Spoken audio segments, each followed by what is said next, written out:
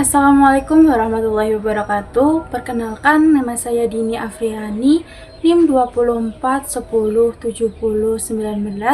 dari Prodi Tasawuf dan Psikoterapi. Saya di sini ingin membedah buku yang berjudul Pesantren Salaf Basic Pendidikan Karakter. Fokus pada bab 2 ini yaitu membahas 3 pokok, yaitu pengertian pendidikan karakter, yang 2 pengertian akhlak, yang 3 macam-macam akhlak. Fokus utama pada bab ini membangun fondasi moral santri dalam dunia pesantren dengan menekankan bahwa pendidikan pesantren bukan hanya penguasa ilmu, tetapi pembentuk pribadi. Nah, tujuan bab ini itu membentuk standar moral bagi santri. Penulis memberikan batasan jelas tentang apa itu karakter dan akhlak supaya santri punya pedoman perilaku yang baik. Di sini juga ada menanamkan nilai klasik salaf. Penulis membawakan konsep akhlak dalam tradisi ulama, bukan sekedar etika modern. Ini juga menjelaskan perilaku mana yang harus dibiasakan dan mana yang harus dijauhkan melalui pemetaan akhlak terpuji dan akhlak tercela. Selanjutnya kita langsung kepada isi babnya. Yang pertama, pengertian pendidikan karakter. Penulis menjelaskan bahwa pendidikan karakter adalah proses membentuk kepribadian seorang melalui pembiasaan nilai moral seperti kejujuran, tanggung jawab, disiplin, dan sopan santun. Penulis ini menggunakan pendekatan normatif, yaitu langsung menyampaikan nilai-nilai yang harus ditaati. Tidak menggunakan teori barat, misal tetap fokus pada nilai Islam. Ini sangat cocok dengan kultur pesantren yang menekankan adab sebelum ilmu. Kelebihannya jelas dan tidak bertele-tele. Nilai yang diberikan bersifat universal. Kekurangannya kurang menyajikan contoh perilaku santri di pesantren, tidak menyinggung metode membentukkan karakter, latihan pembiasaan, hukuman, dan keteladanan. Yang materi kedua ada pengertian akhlak. Penulis menjelaskan akhlak sebagai sifat batin yang menghasilkan tindakan secara spontan. Nah, definisi ini sesuai dengan ulama klasik seperti Al-Ghazali dan Ilha Ulumuddin. Penulis menegaskan bahwa akhlak berbeda dari sekedar sikap luar dan lebih dalam, yaitu berasal dari hati. Hanya definisi akhlak yang digunakan kuat secara literatur Islam. Penekanan pada internalisasi bukan sekedar perilaku kuat. Kelemahannya tidak rujuk eksplisit dari kitab klasik sehingga pembacaan pemula mungkin tidak tahu landasannya. Selanjutnya ada gaya penulisan bab 2 ini atau disebut bab B. Ringkas dan langsung pada poinnya, lebih bersifat instruksif, mengajarkan bukan argumentasi. Yang ketiga, berkesan seperti materi modul untuk santri baru. Yang keempat, menggunakan bahasa pesantren tradisional, bukan bahasa ilmiah modern. Kelebihan gayanya yaitu sangat mudah dipahami oleh pembaca dan awam, efektif untuk lingkungan pesantren yang lebih mengutamakan praktik adab. Kekurangannya ada kurangnya analisis modern dan kurangnya referensi dan tidak mencantumkan contoh. Yang terakhir, bagi pembaca akademis terasa terlalu sederhana. Bab ini relevan karena menjelaskan krisis moral banyak terjadi di kalangan kinerja, pembulian, malas, kurang sopan santun.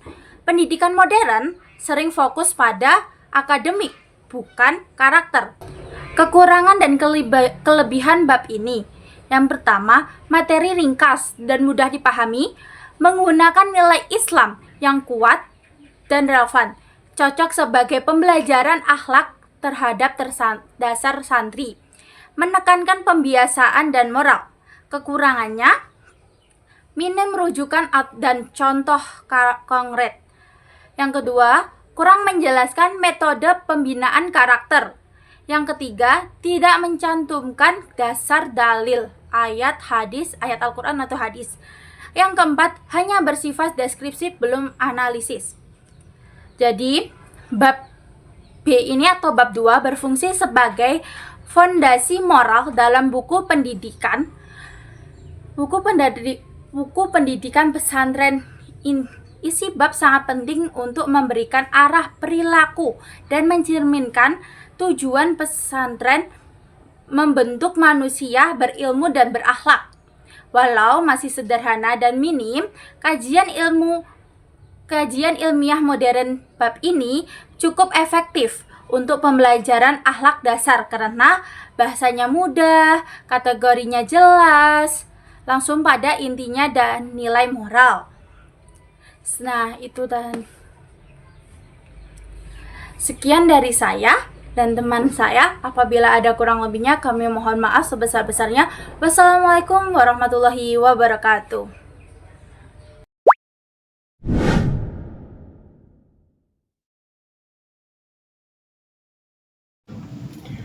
Assalamualaikum warahmatullahi wabarakatuh. Terima kasih. Saya akan membahas kembali materi bab 2 yang tadi telah dipaparkan oleh pembedah. Nah, di sini saya akan membahas kembali dengan memberikan sedikit perluasan agar gambaran isinya lebih jelas. Yang pertama, saya akan membahas tentang pendidikan karakter. Dalam pemaparan tadi yang dipaparkan oleh pembedah, telah disebutkan bahwasanya pendidikan karakter adalah proses pembentukan kepribadian melalui pembiasaan nilai moral seperti kejujuran, disiplin, tanggung jawab, dan sopan santun. Maksudnya adalah pendidikan karakter itu dibentuk oleh kebiasaan atau perilaku yang dilakukan berulang kali. Nah, dengan adanya perilaku yang dilakukan berulang kali, maka terjadilah pembentukan karakter. Di sini saya akan memperluas kembali, yaitu dengan pendidikan karakter dalam konteks pesantren salaf memang selalu menekankan adab daripada ilmu. Artinya, sebelum santri belajar kitab, maka mereka akan diajarkan adab-adab terlebih dahulu, seperti menghormati guru, menjaga kebersihan, tertib waktu, dan bersikap sopan santun dalam bersikap. Jadi, karakter itu bukan hanya sekedar teori, tetapi dilatih dari rutinitas sehari-hari. Inilah yang membuat pendidikan karakter pesantren berbeda dengan pendidikan karakter di umum atau pendidikan karakter di zaman modern saat ini. Tadi juga pembedah menyinggung terhadap pendekatan normatif yang telah disebutkan oleh pembedah itu juga tepat. Karena apa? Nilai yang disampaikan secara langsung bukan melalui teori barat, karena pesantren memang ingin mempertahankan otentitas pendidikan Islam. Yang kedua, saya akan membahas tentang pengertian akhlak. Tadi, pembedah sudah menyebutkan bahwasanya akhlak adalah sifat batin yang muncul tindakan secara spontan. Ini selaras dengan definisi ulama klasik seperti Al-Ghazali. Jadi, akhlak itu muncul karena spontan, bukan dibuat-buat. Contohnya gini, ada seseorang yang dia mempunyai akhlak jujur. Nah, maka dalam keadaan apapun, ketika dia didesak ataupun ketika dia merasa terdesak, dia akan selalu melontarkan kejujuran itu tanpa dibuat-buat. Ketika dia melakukan kesalahan, maka dia akan secara spontan mengakui kesalahan tersebut tanpa dia menutup-nutupi, karena akhlak yang tertanam di dalamnya itu akan muncul secara spontan, yaitu akhlak kejujuran tersebut. Nah, maksudnya itu gimana? Konsep akhlak itu bukan hanya perbuatan, tetapi karakter yang sudah mengakar dalam diri kita. karakter yang sudah mengakar ke dalam hati kita. Setiap kita melakukan sesuatu, maka itulah karakter yang muncul. Contohnya lagi juga ada seseorang yang sudah terbiasa sabar, tidak perlu berpikir panjang untuk menahan emosi. Orang yang rendah hati akan otomatis tidak menyombongkan diri. Jadi ketika orang itu sudah rendah hati, maka dalam keadaan apapun, maka dalam keadaan dia saat berada di atas, ketika dia lagi tumbuh pesat atau dia jabatannya tinggi, dia tidak akan sombong karena dia sudah mempunyai akhlak yang rendah hati. Nah, tadi juga pembeda juga menyatakan bahwa akhlak berbeda dari sikap luar. Betul. Karena apa? Karena akhlak itu tidak bisa dibuat-buat. Akhlak itu muncul spontan dari diri kita. Langsung aja gitu. Nah, selanjutnya yang ketiga saya akan membahas tentang macam-macam akhlak. Tadi pembeda telah menyebutkan bahwasanya adanya pemetaan akhlak terpuji dan juga akhlak tercela. Akhlak terpuji itu biasa kita sebut dengan akhlak mahmudah, yaitu akhlak yang seharusnya kita lakukan atau akhlak yang seharusnya kita tanamkan pada diri kita sendiri. Seperti apa? Seperti jujur, sabar, disiplin, tanggung jawab, sopan santun. Nah, berbeda lagi dengan akhlak tercela atau biasa kita sebut sebagai akhlak mahmudah, akhlak mazmumah. Nah, akhlak mazmumah ini sebaiknya kita hindari atau tidak kita terapkan dalam berkehidupan, dalam bersosial, dalam melakukan hal apapun. Contoh akhlak tercela adalah sombong, malas, suka membantah, meremehkan guru, tidak disiplin, tidak sopan. Nah, apa sih fungsinya pemetaan akhlak ini? Jadi, fungsi pemetaan akhlak ini, adanya akhlak terpuji dan akhlak tercela adalah agar santri atau agar kita bisa tahu, kita bisa mengetahui bahwasanya mana akhlak yang perlu kita terapkan dan mana akhlak yang perlu kita tinggalkan. Yang keempat, saya akan membahas tentang gaya penulisan bab 2. Jadi tadi pembeda sempat menyinggung tentang gaya penulisan pada bab 2 ini. Pembeda mengatakan bahwasanya gaya penulisan bab ini ringkas, langsung pada inti, dan menggunakan bahasa pesantren yang sederhana. Ini memang ciri khas buku pesantren salaf. Nah, di sini saya akan membahasnya bahwasanya gaya penulisan seperti ini mempunyai dua manfaat. Yang pertama, mudah diterapkan, dan yang kedua adalah tidak membuat bingung pembaca awal atau pembaca pemula. Kenapa mudah diterapkan? Karena seorang santri, karena buku ini lebih tepatnya ditujukan kepada santri, tapi untuk orang umum juga boleh membacanya dan dianjurkan juga untuk membacanya. Jadi buku ini itu mudah diterapkan karena santri atau seorang pembaca itu bisa langsung menerapkan, bisa langsung mempraktikkan apa yang ada di dalam buku ini. Dan dalam buku ini itu bahasanya itu langsung perintah dan anjuran. Jadi langsung kamu kayak gini, kamu harus kayak gini. Jadi kan mudah diterapkan, tidak membuat bingung. Nah, yang kedua adalah tidak membuat bingung pembaca awal. Maksudnya gimana? Maksudnya itu pesantren itu menghindari banget bahasa-bahasa yang rumit. Karena apa? Karena ini itu membahas tentang akhlak. Jika bahasanya akan rumit, maka akhlak tersebut tidak cepat-cepat dilakukan gitu. Jadi pesantren itu menggunakan bahasa yang mudah untuk materi akhlak. Yang penting dipahami dulu apa yang harus dilakukan. Namun penulisan seperti ini, seperti yang telah disebutkan pemuda, bahwasanya gaya seperti ini juga memiliki kekurangan. Karena apa? Belum mempunyai analisis modern. Yang kedua, belum adanya contoh-contoh konkret. Yang ketiga, rujukan akademis seras. Yang ketiga, rujukan akademisnya kurang. sehingga terasa sederhana bagi pembaca kampus. Selanjutnya, ada kelebihan juga. Kelebihan dari bab 2 ini apa sih? Kelebihannya itu ringkas, jelas, dan berbasis nilai Islam. Untuk memperluasnya, bab ini sangat cocok untuk santri baru yang butuh pedoman cepat tentang apa yang baik dan tentang apa yang buruk.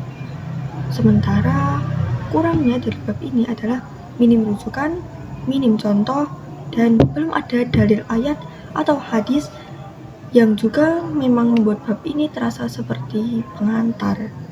Tetapi sebagai pondasi moral, bab ini sudah tepat untuk diletakkan di awal buku.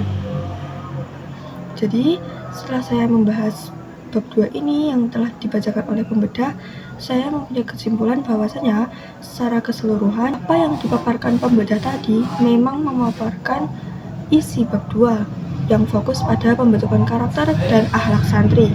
Dengan sedikit perluasan, kita bisa melihat bahwa bab 2 bukan hanya menjelaskan definisi, tetapi juga memberi arah dasar bagaimana santri seharusnya bersikap dalam dunia pesantren.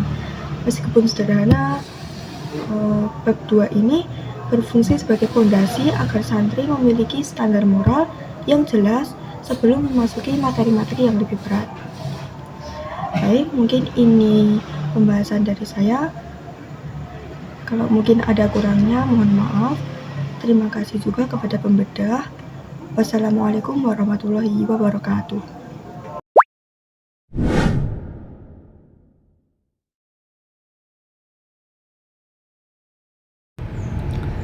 Assalamualaikum warahmatullahi taala wabarakatuh.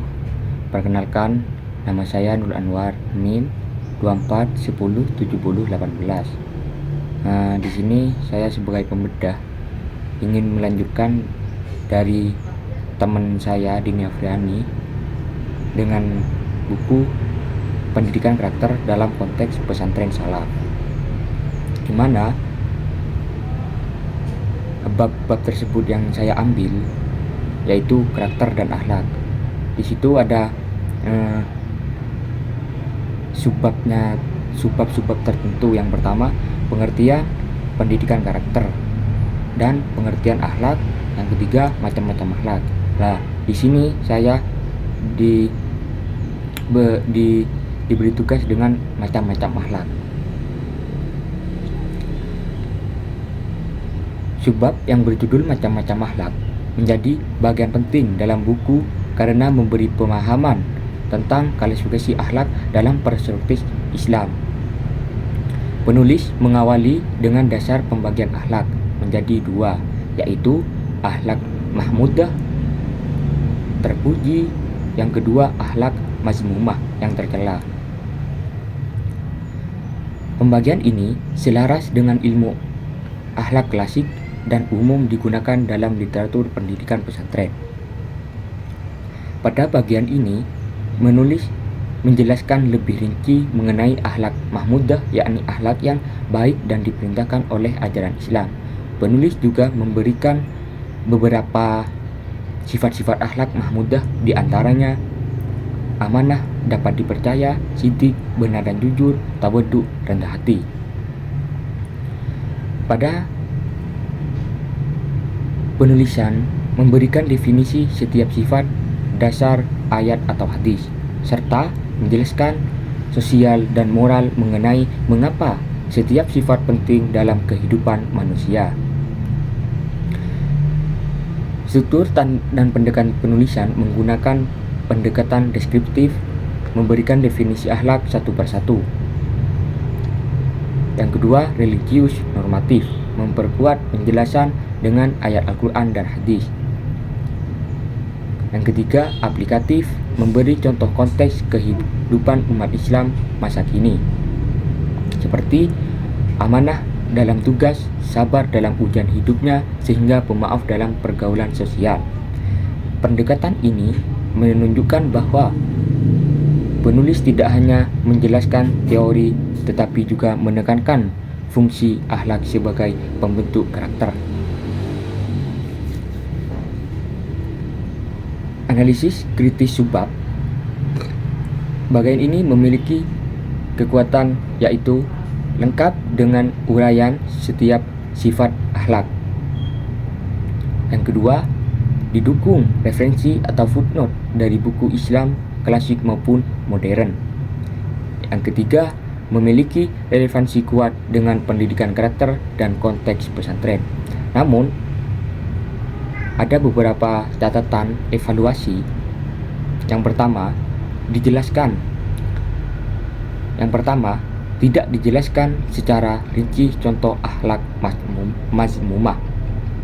Padahal disebutkan di awal, penjelasan masih bersifat teologis, belum dibahas hubungan dengan teori modern psikologi karakter. Yang ketiga, referensi tafsir atau hadis perlu diperbanyak untuk memperkuat landasan akademik. Kaitan subbab dengan tema buku besar ini sangat relevan karena buku bertema pendidikan karakter dalam konteks pesantren salaf dan dengan menjelaskan jenis-jenis akhlak terpuji. Penulis menghubungkan akhlak Islam dengan nilai-nilai moral bangsa dan tujuan pendidikan pesantren.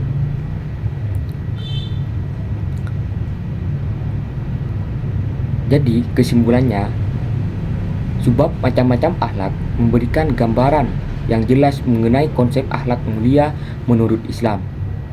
Penulis berhasil merinci akhlak mahmudah dengan penjelasan konsep teologis dan praktis yang mudah dipahami, tetapi tidak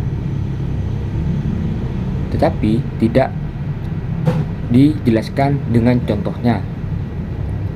Membahas ini menjadi fondasi penting dalam memahami bagaimana karakter muslim berbentuk melalui pembiasaan dan pendidikan akhlak.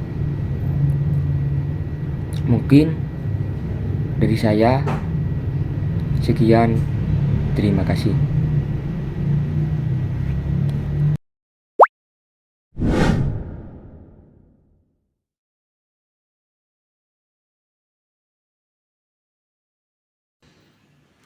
Assalamualaikum warahmatullahi wabarakatuh.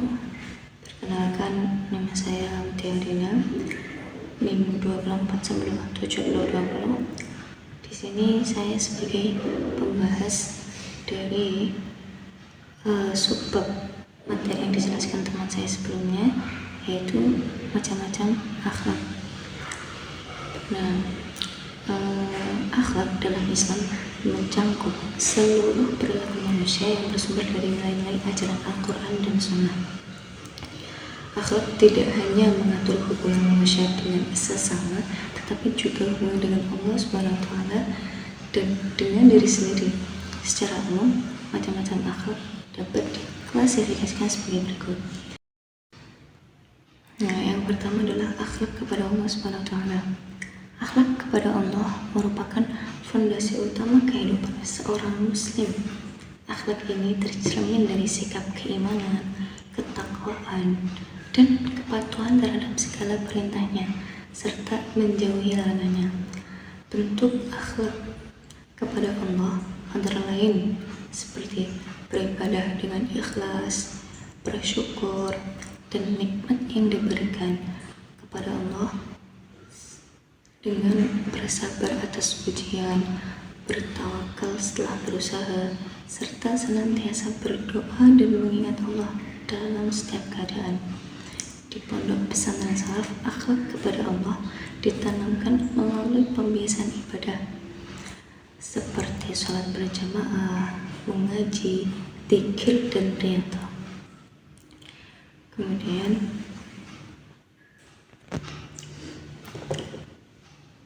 Kemudian akhlak kepada diri sendiri, yaitu berkaitan dengan bagaimana seseorang menjaga dan memuliakan dirinya sesuai tuntunan Islam. Bentuk akhlak ini meliputi menjaga kebersihan dan kesehatan, bersikap jujur terhadap diri sendiri, disiplin, rendah hati, serta menjauhi perilaku yang merusak fisik dan moral. Santri diajarkan untuk mengendalikan hawa nafsu, kemudian memanfaatkan waktu dengan baik dan terus memperbaiki diri, yaitu muhasabah. Dan akhlak kepada diri sendiri menjadi dasar terbentuknya kepribadian yang kuat dan bertanggung jawab.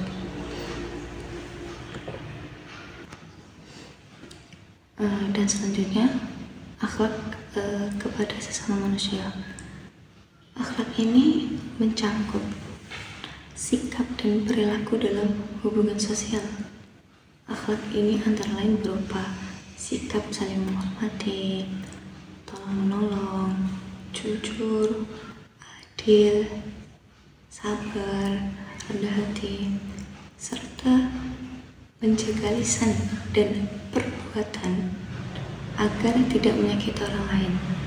Nah, di lingkungan pesantren, akhlak ini tercermin dalam adab santri terhadap kiai dan ustadz, seperti sikap hormat kepada orang yang lebih tua, kasih sayang kepada yang lebih muda, serta solidaritas antara santri dalam kehidupan sehari-hari. Dan kemudian yang keempat adalah akhlak kepada lingkungan. Akhlak kepada lingkungan merupakan bagian dari tanggung jawab manusia sebagai khalifah di bumi. Nah, bentuk akhlak ini meliputi seperti menjaga kebersihan, merawat alam, tidak merusak lingkungan, serta memanfaatkan sumber daya alam secara bijak. Pesantren salaf umumnya menanamkan akhlak melalui kebiasaan hidup sederhana, gotong royong, dan kepedulian terhadap kebersihan lingkungan pondok. Dan yang terakhir yaitu akhlak mahmudah dan akhlak mazmumah. Pesantren salaf atau yang dibahas oleh teman saya sebelumnya yaitu membedakan akhlak menjadi dua macam. Yang pertama adalah mahmudah, yaitu akhlak yang terpuji, dan yang kedua adalah akhlak mazmumah, yaitu akhlak yang tercela. Akhlak mahmudah contohnya itu seperti kejujuran, amanah, tawadu, sabar, dan ikhlas menjadi karakter ideal seorang santri. Dan sebaliknya, akhlak mazmumah itu seperti akhlak sombong, malas, iri, dan riya, yang dimana perilaku tersebut itu harus dihindari, karena proses pembentukan akhlak ini dilakukan melalui keteladanan kiai, pembiasaan hidup disiplin, serta pengajaran kitab-kitab akhlak klasik yang menjadi ciri khas pesantren salaf itu sendiri. Nah, kesimpulan dari materi karakter dan akhlak dari kami itu adalah karakter dan akhlak merupakan inti dari sistem pendidikan pesantren salaf, sebagaimana ditegaskan dalam pemikiran penulis dari buku yang kami bedah, yaitu adalah pesantren salaf berfungsi sebagai basis pendidikan karakter yang menekankan keseimbangan antara dimensi spiritual, personal, dan sosial. Nah, macam-macam akhlak yang diajarkan meliputi akhlak kepada Allah, diri sendiri, sesama manusia, dan lingkungan. Yang saya jelaskan sebelumnya tadi menunjukkan bahwa pendidikan di pesantren bersifat holistik dan berorientasi pada pembentukan kepribadian santri secara utuh. Nah, melalui penanaman akhlak mahmudah, akhlak yang terpuji, dan upaya untuk menghindari akhlak mazmumah, yaitu akhlak yang tercela, pesantren salaf itu sendiri berhasil membentuk santri yang tidak hanya berilmu, tetapi juga berkarakter kuat dan berakhlak mulia, agar pendidikan akhlak di pesantren salaf memiliki relevansi yang tinggi dalam menjawab tantangan moral masyarakat modern serta menjadi model pendidikan karakter yang berakar kuat pada nilai-nilai Islam dan tradisi keilmuan klasik. Sekian dari kami selaku pembedah buku dan juga pembahas buku Pesantren Salaf Basis Pendidikan Karakter karya Dr. Muhammad Arif MA, yang dimana video kali ini bertugas untuk memenuhi ujian akhir semester kami pada mata kuliah pendidikan karakter. Kurang lebihnya mohon maaf. Sekian dari kami. Wassalamualaikum warahmatullahi wabarakatuh.